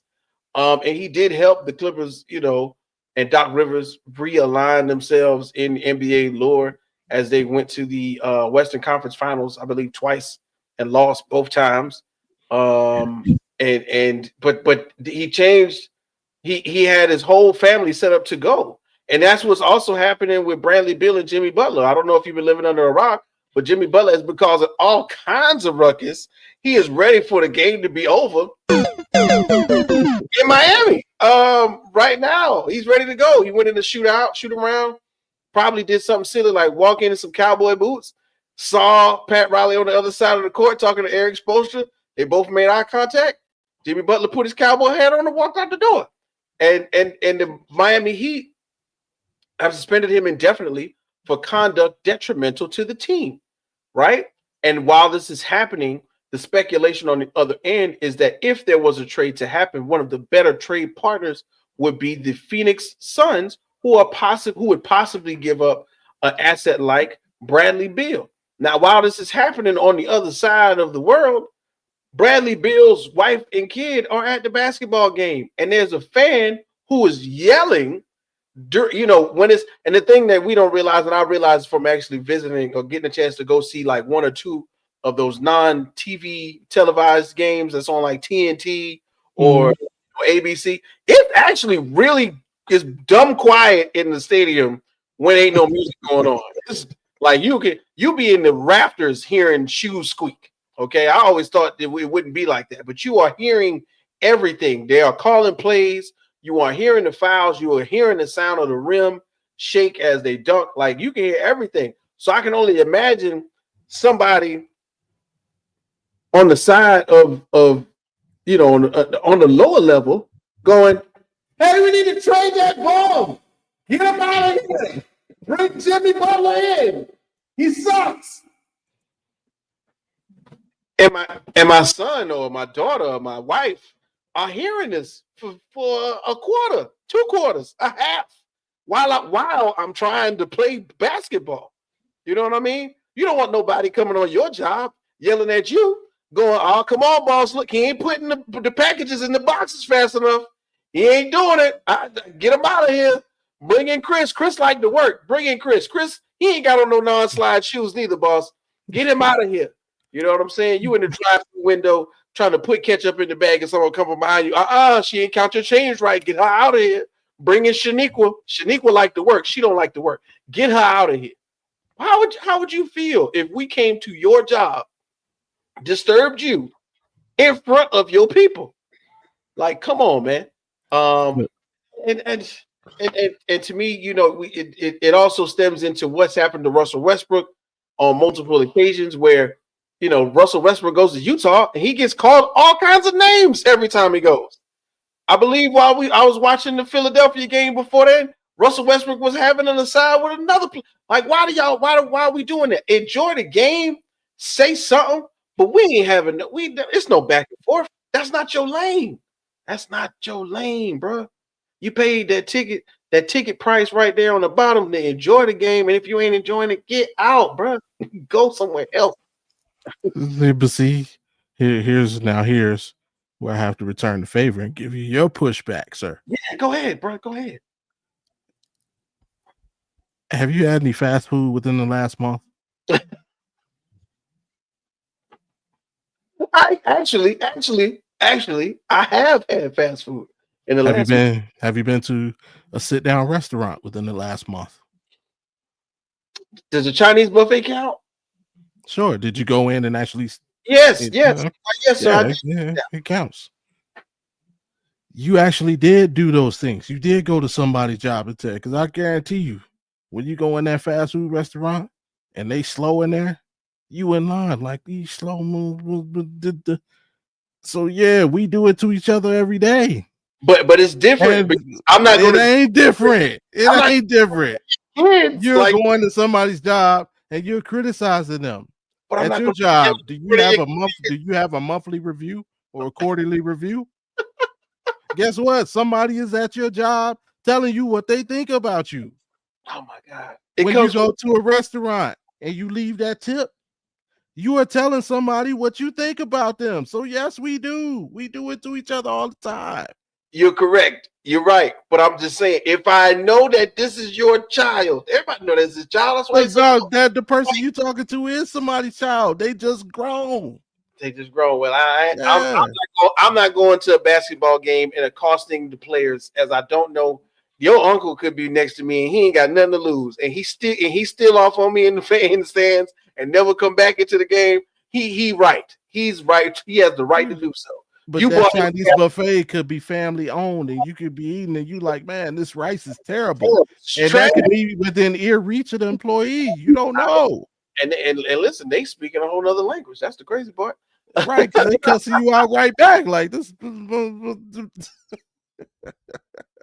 But we do it to my boys again. Then that's where it comes from. Like, we do it to each other all the time, like athletes sometimes, and not just athletes. Celebrities in general forget where they come from, and I'm not talking about those that like grew up rich and inherit. You know me. You know what I'm saying? I'm talking about the ones who actually got it from the mud and was able to get out. Like, they forget, bro. They forget. Oh hell, they do it now. It probably even worse because of, remember when Shady McCoy got in trouble for leaving a quarter tip.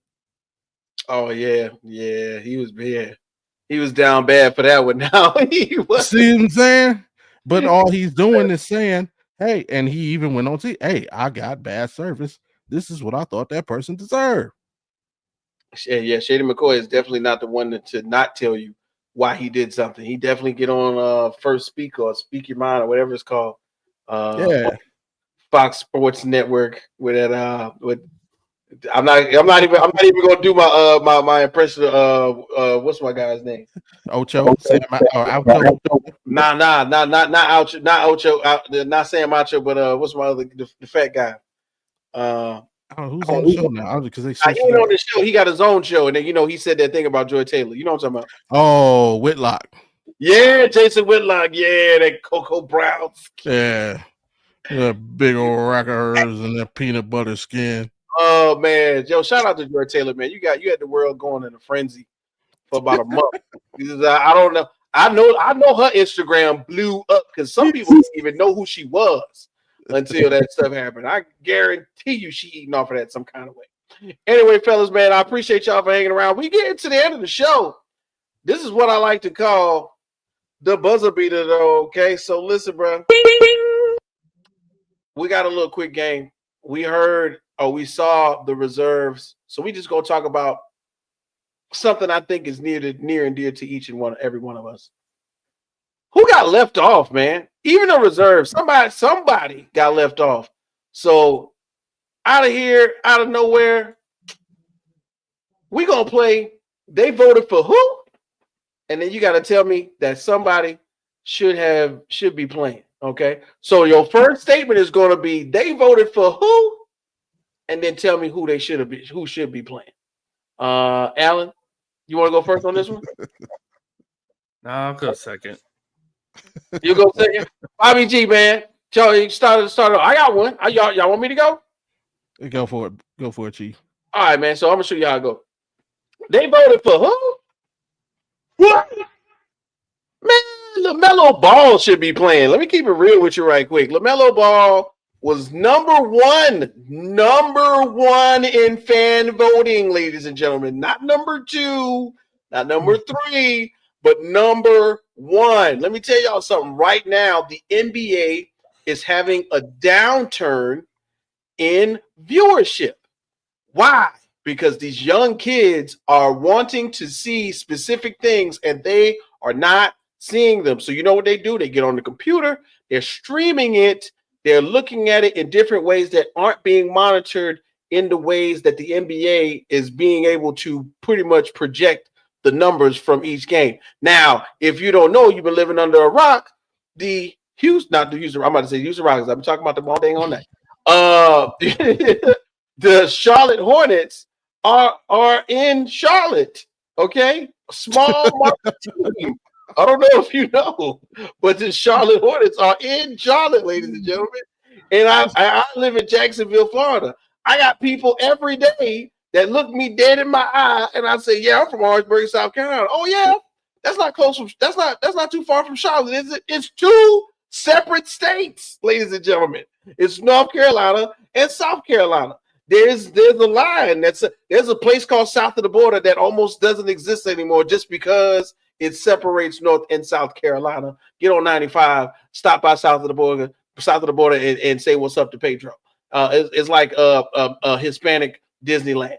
Anyway, this is the realest thing ever. Right now, LaMelo Ball is out here doing the Lord's work in a town where he is not getting recognition.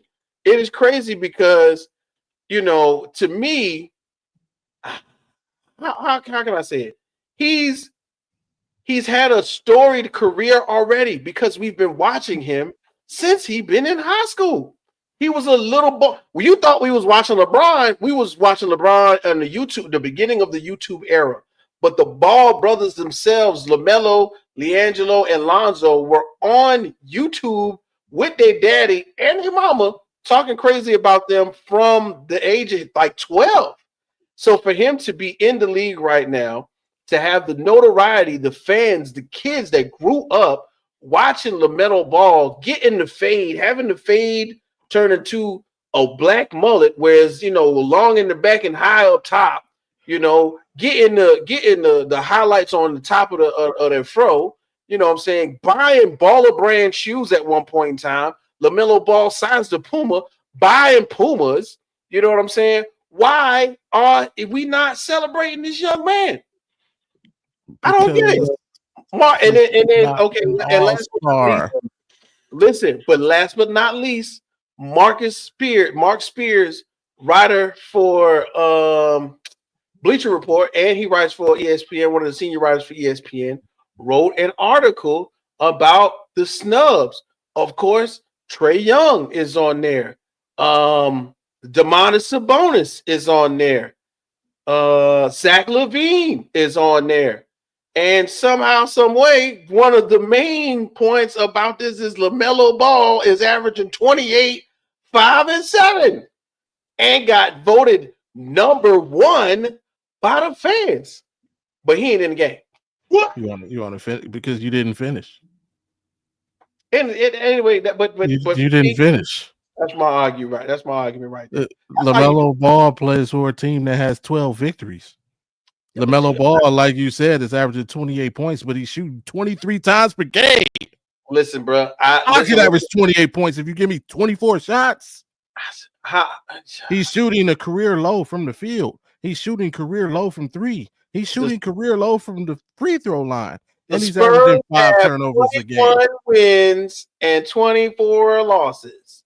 Okay, the Charlotte Hornets got 12 wins and 33 losses. You know who? You know you could put all 12 of the wins on probably? LaMelo Ball. Here's the thing, though. Wemby's a superstar. LaMelo isn't. Yes, he's not. Once again, you guys, that is we are not in the demographic that they are attractive. We're not. We are. We're basketball fans. I don't know. I don't think that LaMelo Ball is the best player in the NBA. I was gonna say this new generation don't even know an elbow from an oboe at this point. So how do we expect them to pick their favorite NBA stars? Listen, unless they think that football started in the year 2000, that Tom Brady is the second coming of Jesus, for Christ's sake. Once again, guys, you got me, we are in the same boat. Yes, I think you guys are correct.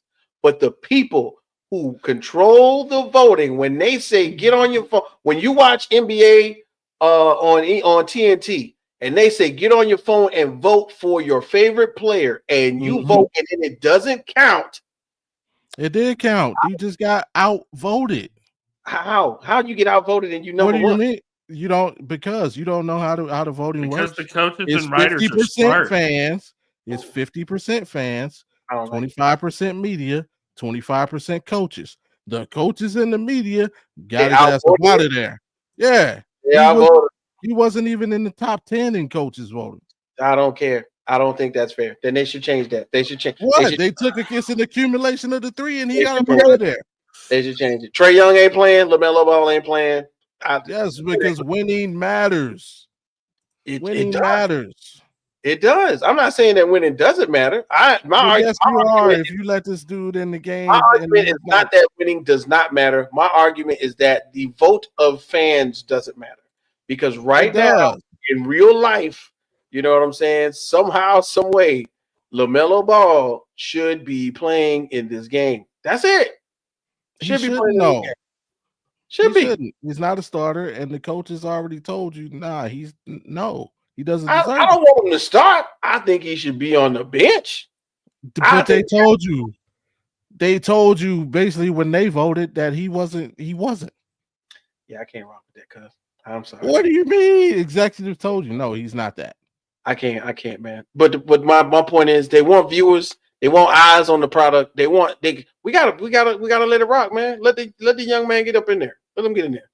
What are you gonna do? What is he gonna do? And you know what? You know what would have happened? And let me tell you what would have happened. I know what it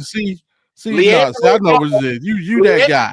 Ball, aka the rapper of the Ball family, would have came out there and did Tweaker for the halftime show, and we would have had so many eyes on the TV, bro. You about to be my nemesis for the day. It ain't Jay. You about to be my you that guy. You let your kid keep trophies from them leagues where everybody get a trophy, don't they? When I get my new board, I already got my first button on my head. You know, you want eyes on the TV, right? You want viewers, right? You smoke crack, don't you? Get the ball on the TV. That's gonna be my new break. Just smoke crack. No, we not keeping no trophies from the everybody get a trophy league. Nah, we giving that trophy back, and we going to the league where you got to earn, where there's an MVP. Not everybody's an MVPs. No, yeah, that's what we doing. See, Melo he grew up in that generation. Everybody gets a trophy. Everybody's good. No, you got to earn it, bro. And he didn't I'm earn it. sorry, but that's his teammate winning. That's the equivalent of like saying Jameis Winston should be in the Pro Bowl. Yeah. All right, and at the same time, you know what I'm saying? If that's the case, Joe Burrow should not be included in the MVP voting. There we go. I agree with that. All right, so, hey, one side. I keep that same energy. Anyway, Bobby, man, do your thing, man. Okay, so you got to start it off with they voted for who, and then tell me who should be in there. So I don't really have one though, because I'd rather dispute. Trey Young, yeah, get him up out of there too. Same reason. Career lows across the board except for assists. I'll just okay. No. I get what you're saying. You happy because it's based around your logic. So tell us why. Darius Garland earned this spot. He's one of 3 players in the conference that earned Player of the Week more than once. Oh, by the way, he played Trey Young head to head on the day that they announced the reserves, killed him. So he definitely earned his spot. Trey ain't got nothing to say to Darius Garland. He just go home with that L he took yesterday. That's it. But now I'm a you know what? But I don't see nobody could take off though. But I'll put my vote for Norman Powell. Norman Powell should have been an all-star. I feel. I don't know who I'll take off, but I feel they could have made space for Norman Powell, man. If you gonna give Melo one for, I don't even know why you giving Melo one, but if you're gonna give him one, let's get Norman Powell longevity, man. This dude's 14-year veteran having the best year of his career in the absence of Kawhi Leonard, who's on the Ben Simmons missed game plan. And he's doing his thing, man. Career highs across the board.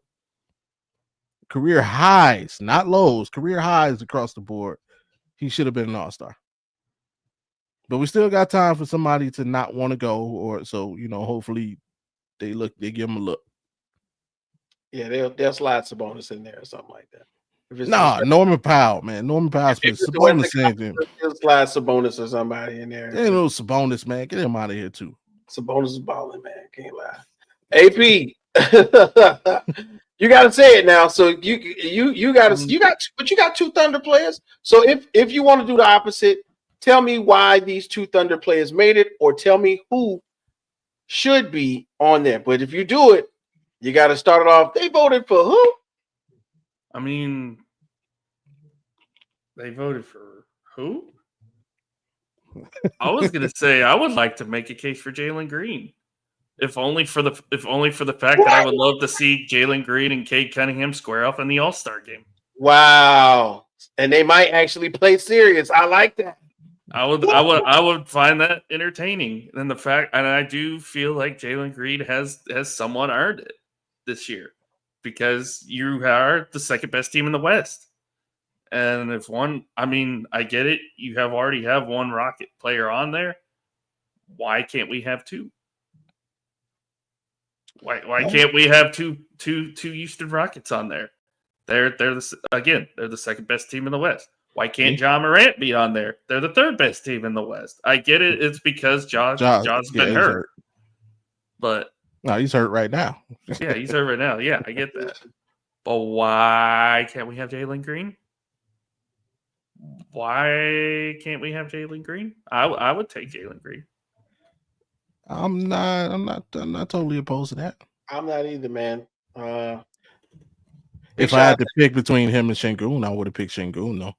Yeah, for sure. If it came down to those 2. I mean, yeah. If you put Jalen Green on there, you got to drop Jay Will. Probably. Nah, I would drop Ant-Man. Either Ant-Man or maybe AD. maybe AD. Probably AD. Probably 80. Yeah. Probably. He's probably not going to play anyway. He just got hurt too. Oh Lord. Oh my God. Anyway, Alan, man, that was a great answer. I love how you came out of nowhere, straight off the top rope.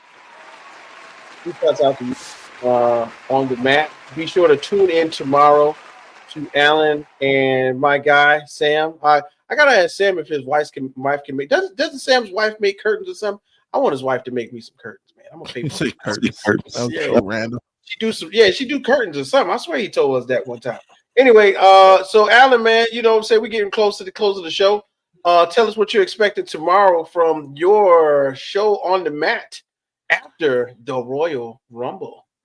Well, we'll be recapping the Royal Rumble as we do, so that'll be tomorrow night, and then of course check out Lock It In tomorrow morning and Sunday morning as well. So gonna be doing some betting some college basketball, y'all. Check this out. Right, I remember at one time, like they used to do like betting on like what number Stone Cold would come in on the ring on or something like that. They do. Are there bets for like Royal Rumble, like when Roman Reigns is gonna come out the back or something? Like there are certain betting stuff for wrestling too. So that's cool. That's dope. I can't wait to tune into that. Make sure y'all tune into the Rec Room Sports Hub of podcasts where you can catch Alan and Tanner Dawson and Scott Colbin, maybe even Coach Joey on Lock It In at 10 between 10 and 12 Central Time. Yeah, about 10, 11 Central Time, somewhere 10, 11 Central Time, which is like 9, 10 o'clock Eastern Time. So just go ahead and make sure you subscribe. Opposite. 11 noon Eastern Right. Time. Yeah. You can tune in and just subscribe so you can get the notification. Bobby G, man, what you got going on? Y'all got some you gonna be on the mat and anything else going on with you tomorrow? No, but I will be tuned into the Royal Rumble. Definitely be watching that. Tuesday back here with Rec Room, and of course Thursday we'll be back with Audible Reacts. Hey, if you want a fun watch though, watch the one we did Thursday. We reacted to JK the Animator. If you're unfamiliar, he does these hip hop animations, but he does them like Dragon Ball Z style. Oh man, I gotta yes, check that out. We had fun doing that one. And then of course, every Friday, 7 Eastern, 4 Pacific, Audible Sports Podcast. Next week, obviously, we'll be doing a Super Bowl preview, and we'll probably talk a little All-Star game as well, and whatever else happens during the week. So, and then, of course, after that, right back here on In the Hoop. Yeah. Yeah. Big shout out to my guy, 10 Man, holding me down like he always does. 11 Central, 12 Eastern.